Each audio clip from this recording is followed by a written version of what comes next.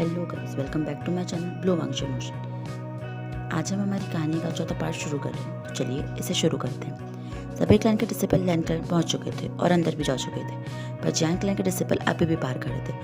कुछ समय बाद लैंड क्लैन के सेकेंड जेड वहाँ आते हैं। उनके पीछे कुछ डिसिपल भी आ रहे थे जिन्होंने एक इंसान को पकड़ रखा था जो होश में नहीं था। लैंड क्लैन के सेकेंड जेड को देखकर सभी जियांग्स की नजरें उन पर टिक गई।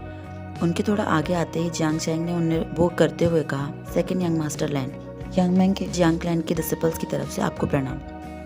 मेरा नाम जियांग चैंग है, ये मेरा भाई वी वुशियान है। इसे सुनकर वी वुशियान वो करता है, और ये मेरी बहन जियांग यानली, इस पर यानली वो करती है। इसके बाद वांगजी उन्हें वो करते हुए कहता है, प्रणाम, मैं लैन क्लैन का हेड डिसिपल लैन वांगजी हूँ, कहिए क्या परेशानी है। इस पर जियांग चैंग ने कहा, दरअसल हम हमारा निमंत्रण पत्र धर्मशाला में भूल आए हैं और अभी जाकर लाने में हमें रात हो जाएगी, इसलिए मैं आपसे निवेदन करना चाहता हूँ कि आप हमें अंदर जाने की अनुमति दें। तब तक हम में से एक जाकर निमंत्रण पत्र ले आएगा।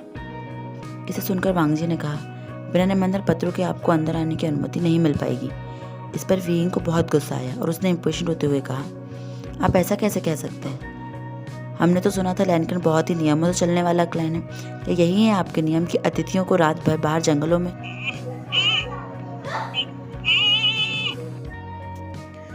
अभी तक वांगजी ने वीइंग पर ध्यान नहीं दिया था, पर जैसे ही उसने कहना शुरू किया वांगजी की नज़रें उस पर से हटी ही नहीं। पर उसका एक्सप्रेशनलेस फेस देखकर किसी को समझ नहीं आया कि वांगजी उसे देखकर क्या सोच रहा है। पर जैसे ही उसने सुना कि वीइंग उसके क्लैन के नियमों के बारे में कुछ कह रहा है, उसने उस पर साइलेंसिंग स्पेल लगा दी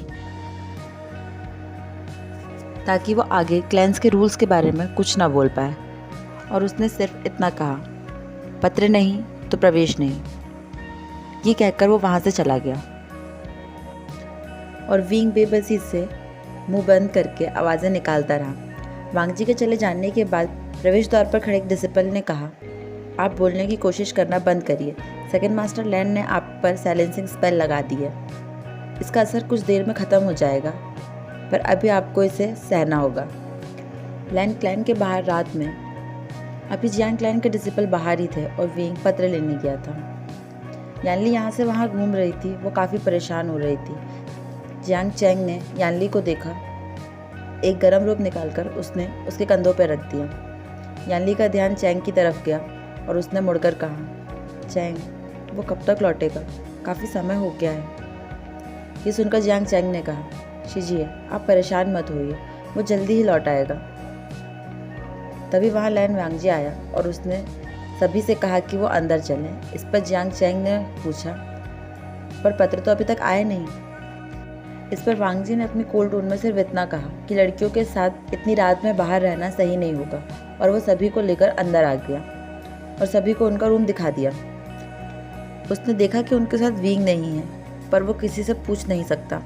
फिर जब वो यानली को छोड़कर लौट रहा था, तब उसने सुना कि यानली अपने साथ आई एक डिसिपल से कह रही है, वीइंग अभी तक नहीं लौटा, न जाने कहाँ होगा, हमें उसे अकेले नहीं भेजना चाहिए था।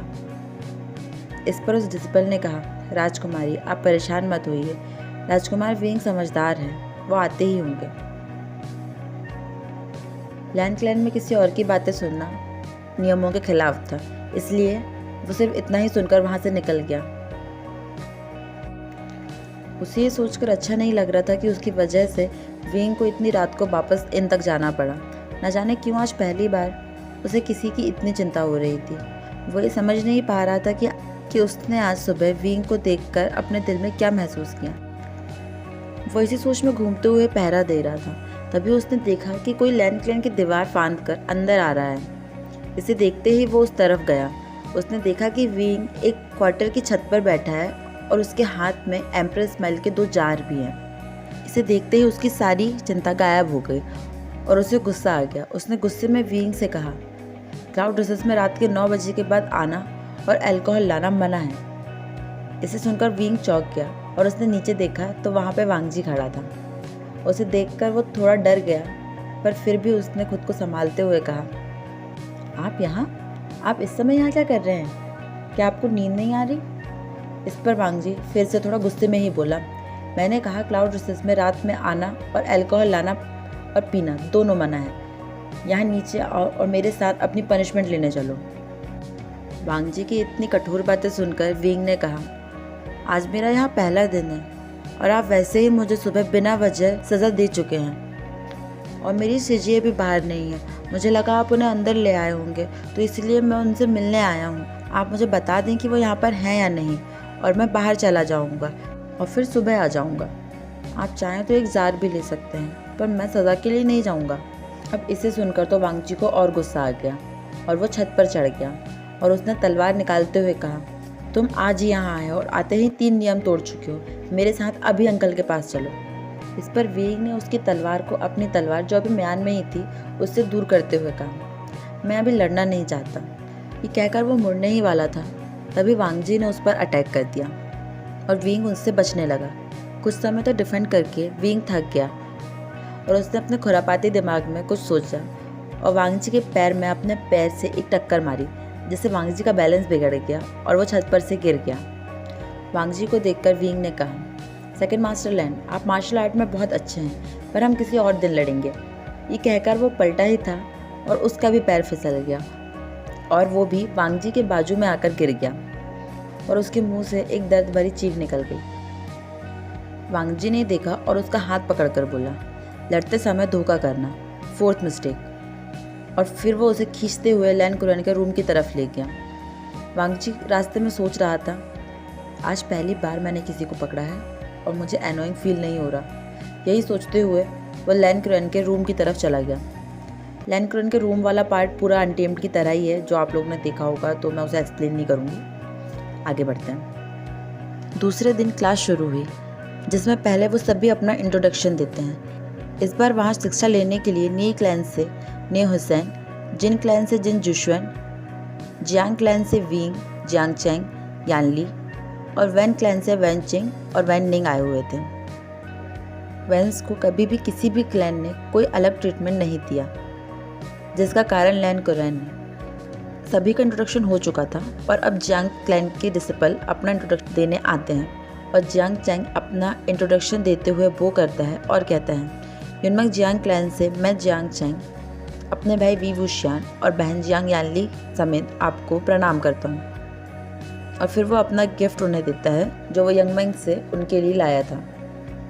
पर कुरैन की नज़र तो वींग पर ही अटक गई। उसे एक पल को लगा कि कांग से उसके सामने खड़ी है, पर उन्होंने खुद को संभाला और सभी की तरफ देखते हुए क्लास शुरू की। उसे देखकर खुशी थी कि वींग एक होनहार बच्चा है। वो लगभग हर सवाल का जवाब सही और कॉन्फिडेंस के साथ दे रहा है।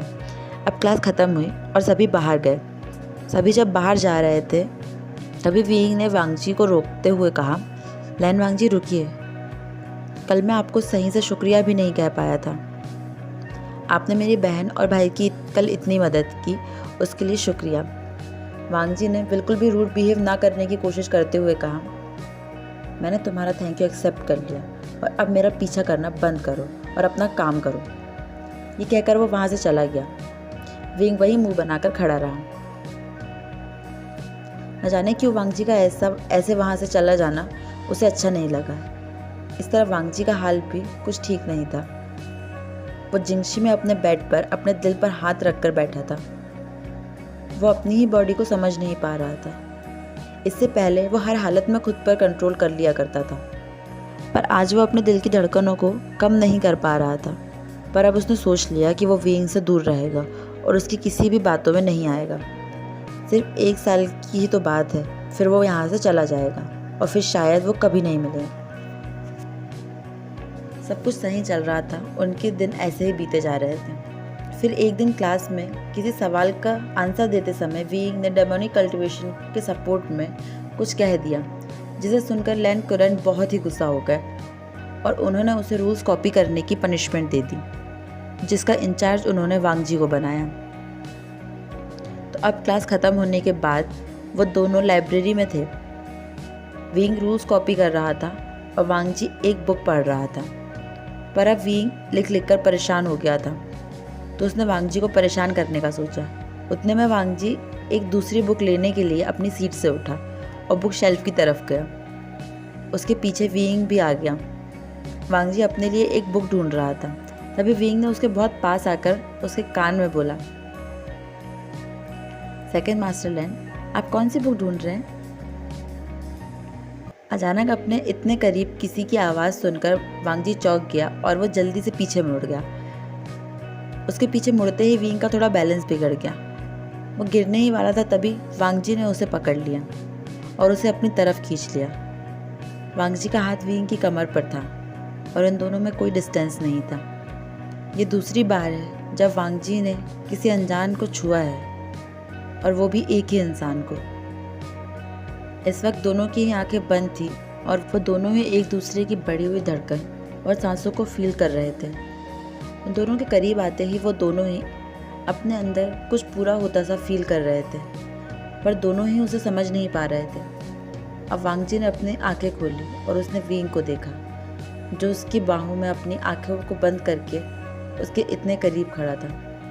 उसकी नज़रें विंग के लिप्स पर गई और उसका मन किया कि वो एक बार इसे टेस्ट करे, पर अचानक से उन्हें किसी चीज़ की आवाज़ आई और वो होश में आए। वांगजी ने झटके से विंग को अपने से अलग किया और अब जाके विंग पूरी तरह होश में आया। वो आवाज़ एक बुक के गिरने की थी। उन दोनों ने उस बुक की तरफ देखा, फिर एक दूसरे की तरफ देखा। वो दोनों ही एक दूसरे से नज़रें नहीं मिला पा रहे थे और ऑकवर्ड होकर वहाँ से चले गए। विंग अपनी सीट पर जाकर बैठ गया, पर वांगजी सीधे लाइब्रेरी से बाहर निकल गया। वो दोनों ही ये नहीं समझ पा रहे थे कि उन्हें एक दूसरे के आसपास आते ही इतना अजीब फील क्यों होता है। विंग सोच रहा था, क्या मैं अचानक से कट स्लीव बन गया हूँ? क्या मुझे मैन पसंद आने लगे हैं? अगर ऐसा है भी तो मुझे नहीं लगता कि वांगजी मेरे टाइप का है, पर कुछ तो है जो हमारे बीच है, पर क्या? इस तरह वांगजी सीधे कोल्ड पॉन्ड की तरफ गया और वहाँ उसने अपने अपर बॉडी के सारे रोप्स निकाले और सिर्फ अपने ट्राउजर्स में पॉन्ड के अंदर चला गया। वांगजी उस पॉन्ड के ठंडे पानी में खड़े होकर अपने आप को शांत करने की कोशिश कर रहा था, पर बार बार उसके दिमाग में विंग के लिप्स और उस समय उसके दिल में आया ख्याल कि वो उसे किस करना चाहता है, यही आ रहा था। और वो अपने मन में सोचता है, ये सब क्या है? मैं कैसे उसके लिए वो थॉट ला सकता हूँ? वो मुझसे बहुत अलग है। मुझे इतना हॉट कभी किसी के लिए फील नहीं हुआ, और हुआ भी तो उसके लिए। क्यों? वांगजी अपनी प्रायोरिटीज़ को जानता है।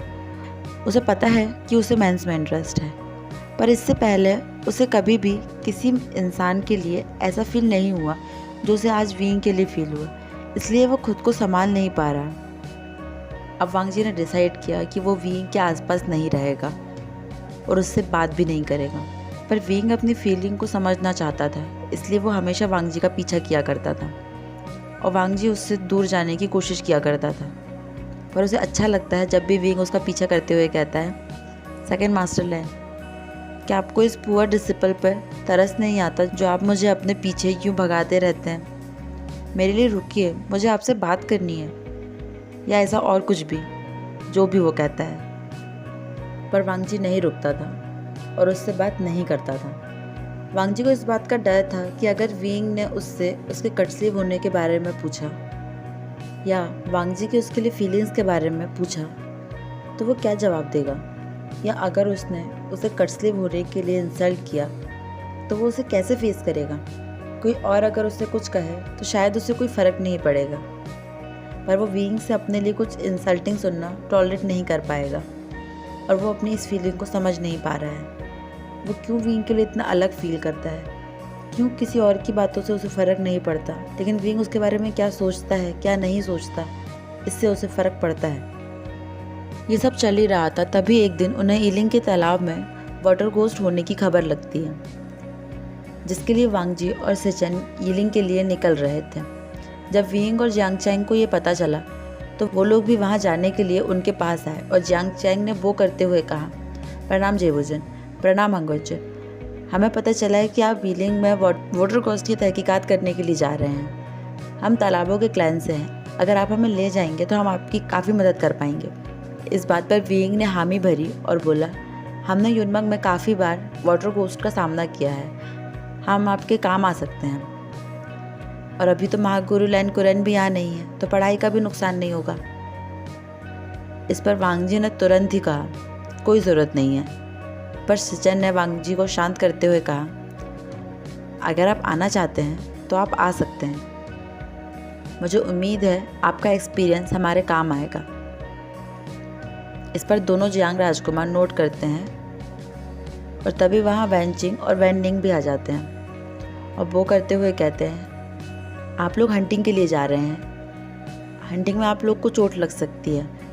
मुझे लगता है आप लोगों को कुछ हीलर्स की ज़रूरत पड़ सकती है। इस पर सिचन मुस्कुराए और कहा, मुझे खुशी है इस बार के डिसिपल इतने बहादुर हैं। और जी हाँ, हमें हीलर्स की ज़रूरत होगी।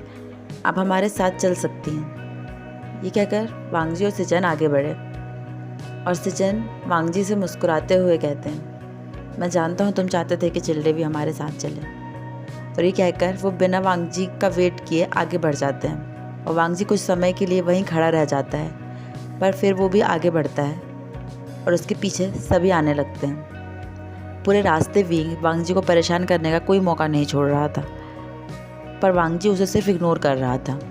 इस तरफ जियांग चैंग वैनचिंग से बात करने की कोशिश कर रहा था, पर वैनचिंग उस पर ज़्यादा ध्यान नहीं दे रही थी। इसी तरह बातें करते हुए वो लोग यिलिंग के इन में जाते हैं। वहाँ पर सभी अपने अपने रूम में जाते हैं। इनमें रूम कम होने के कारण उन्हें रूम शेयर करने पड़ते हैं और वांगजी और विंग को एक ही रूम मिलता है। रूम में जाते ही विंग अपनी बातें चालू कर देता है, पर वांगजी उस पर ध्यान ना देते हुए सीधे मेडिटेशन में लग जाता है। विंग को ये बिल्कुल अच्छा नहीं लगता, पर वो भी शांत हो जाता है। फिर कुछ देर बाद वहाँ एक सर्वेंट आता है जो उनके लिए फूड लेकर आया था। वो सर्वेंट विंग से कहता है, यंग मास्टर, आप दोनों के लिए फूड, अगर आपको कुछ और चाहिए तो मुझे बता सकते हैं। इसे सुनकर विंग ने कहा, आपका शुक्रिया, हमें कुछ और नहीं चाहिए। पर क्या आप सिटी के वाटर गोस्ट के बारे में कुछ जानते हैं? अभी वांगजी भी किसी और की प्रेजेंस को महसूस करके मेडिटेशन से उठ गया था और वो भी उनकी बातें सुन रहा था। उस सर्वेंट ने कहा, यंग मास्टर, मुझे ज़्यादा तो नहीं पता, पर वो वाटर गोस्ट बहुत ही फियर्स हैं। जो भी वहाँ गया कोई भी वहाँ से लौट कर नहीं आया। लोग कह रहे थे वो गोस्ट उन लोगों को खा जाते हैं। तो विंग ने कहा, क्या किसी ने उन गोस्ट को ऐसा करते देखा है? तो वो सर्वेंट कहता है, नहीं, ये सिर्फ सभी का मानना है, क्योंकि कोई ये बताने के लिए वहाँ से ज़िंदा वापस नहीं आया। ज़िंदा तो छोड़िए, किसी की लाश भी नहीं मिली। अगर वो उन्हें खा नहीं जाते तो उनकी लाश तो मिलनी चाहिए थी ना। इस पर विंग कहता है, आपका शुक्रिया, ये इन्फॉर्मेशन हमारे ज़रूर काम आएगी। ये सुनकर वो सर्वेंट कहता है, क्या आप लोग वाटर गोस्ट को मारने आए हैं? तो विंग मुस्कुराते हुए कहता है, हाँ, हम कल निकलेंगे। फिर वो सर्वेंट वहाँ से चला जाता है। Okay, so that is for today guys. कल हम देखेंगे कि सभी डिसिपल्स कैसे वाटर गोस्ट से लड़ते हैं और शायद कल कुछ अच्छा सीन भी देखने मिल जाए। सो thank you so much for watching my video, and please like and share my video, comment what you like or dislike, and subscribe